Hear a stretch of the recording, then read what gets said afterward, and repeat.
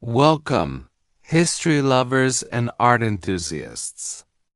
Today, we're journeying back in time to ancient Southeast Asia, to a world before modern borders, where two magnificent civilizations, Angkor and Sukhothai, rose and flourished. We often see them as distinct, Angkor in Cambodia and Sukhothai in Thailand, but their stories are deeply intertwined. Their majestic temples, which still stand as silent witnesses to a glorious past, tell a tale of shared creativity, friendly rivalry, and a constant flow of ideas. In this video, we'll explore how the art and architecture of these two great kingdoms influenced each other, creating a unique cultural landscape that continues to inspire awe. Imagine a time when people, ideas, and goods moved freely along ancient river systems and trade routes. The lands we now know as Cambodia and Thailand were a connected world.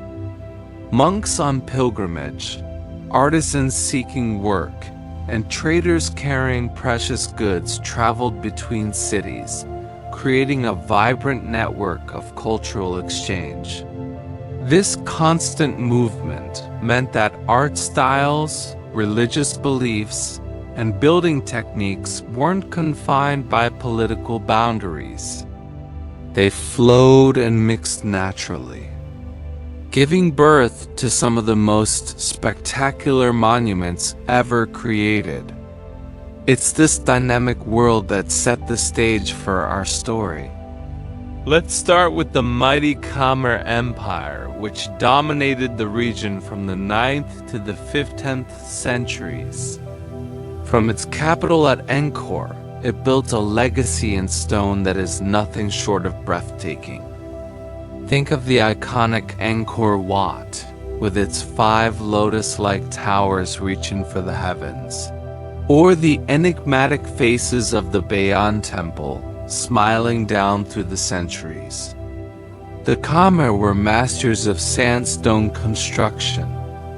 Their temples are characterized by massive, soaring towers, intricate bas-reliefs depicting epic tales from Hindu mythology, and thousands of carvings of celestial dancers, known as apsaras or devatas. They also engineered enormous reservoirs called beres, which were central to both their agriculture and their cosmological city planning. The art of Angkor was monumental, powerful, and deeply symbolic, a perfect reflection of a divine kingdom on earth. Then, in the 13th century, a new power emerged, the Kingdom of Sukhothai, often called the cradle of Thai civilization. As Sukhothai grew, it began to forge its own distinct artistic identity, but it didn't start from scratch. It absorbed and reinterpreted the powerful styles of its influential neighbor, Angkor. The early art of Sukhothai shows clear Khmer influences, but it quickly evolved into something new and unique. Sukhothai is famous for creating one of the most sublime sculptures in Buddhist art, the Walking Buddha. This elegant, fluid figure, with its serene expression and graceful posture, captures the essence of spiritual enlightenment. Sukhothai's architecture also developed its own trademarks. Like the elegant lotus bud stupas, smooth brick chettis covered in fine stucco, and a more simplified, gentle approach to carving. So how did this artistic conversation happen? It was a mix of direct and indirect exchange. In the early days of Thai kingdoms, Khmer artisans were often employed for their expertise in stone carving and temple construction.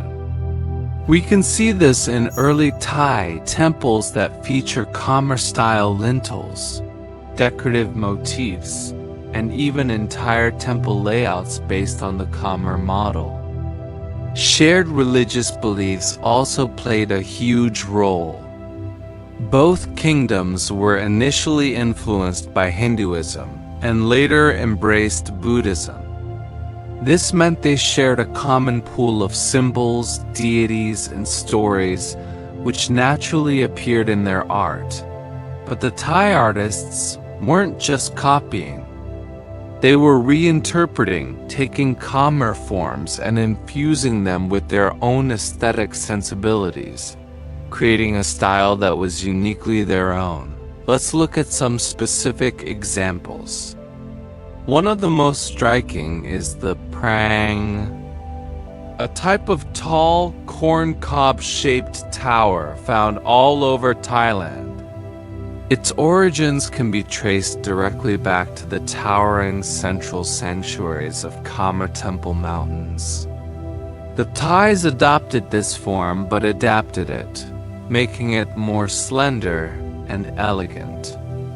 Another great example is the Buddha image. While early Thai Buddha images borrowed from the solid, formal iconography of Angkor, Sukhothai artists transformed them. They elongated the proportions, softened the features, and introduced a sense of gentle movement and inner peace.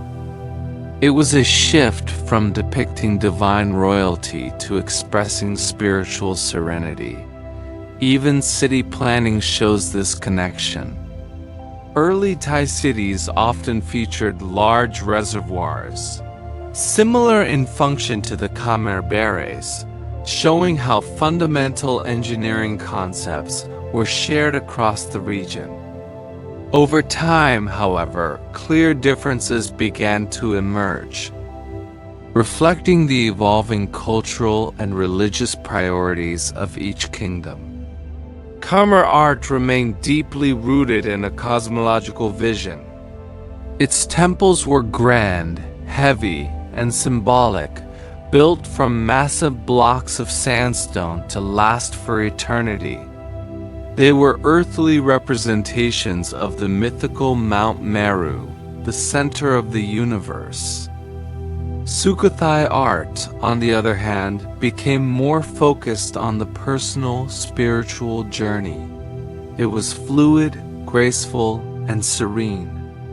This shift was partly driven by the rise of Theravada Buddhism in the Thai kingdoms, a school of thought that emphasizes individual enlightenment. The art moved away from portraying powerful gods and kings and toward capturing the peaceful nature of the Buddha. The movement of people was key to this entire process. Monks traveled constantly between the great monastic centers of Angkor and Sukhothai, carrying with them not just religious texts, but also new ideas about art and architecture. These pilgrimage routes acted as arteries of knowledge, spreading iconographic styles, ritual practices, and even blueprints for temple construction. Imagine a monk returning from a visit to a grand Khmer temple, describing its design to the architects and artisans back in his home city. This is how ideas traveled and took root in new soil. Artisans and craftsmen were the hands that brought these ideas to life. Inscriptions and archaeological evidence tell us that skilled workers often traveled to work on major royal building projects. This led to workshops where different techniques would meet and merge. A single temple might feature classic Khmer stone carving alongside delicate Thai stucco work. These hybrid designs are a testament to the collaborative and adaptive nature of the artisans of the time. They weren't just builders. They were cultural translators, blending styles and creating a shared artistic language that defined the entire region. Today, both the historic city of Sukhothai and the Angkor Archaeological Park are recognized as UNESCO World Heritage Sites, celebrated as treasures of humanity. As modern conservation teams work to preserve these magnificent structures, they continue to uncover the deep connections and shared artistic DNA between them. These temples are more than just ancient ruins. They are a powerful reminder that for centuries, the peoples of Southeast Asia have been in a constant creative dialogue. They remind us of a history rich with cooperation and cultural exchange, a legacy that transcends modern borders. In the end, Angkor and Sukhothai were not isolated worlds, but two brilliant stars in the same cultural galaxy. Their breathtaking temple art is not just a story of stone and sculpture, but a story of people, faith, and the incredible power of creativity to connect civilizations. It's a beautiful narrative of two cultures growing side by side, learning from one another and together shaping the artistic soul of Southeast Asia. Thank you so much for joining me on this journey.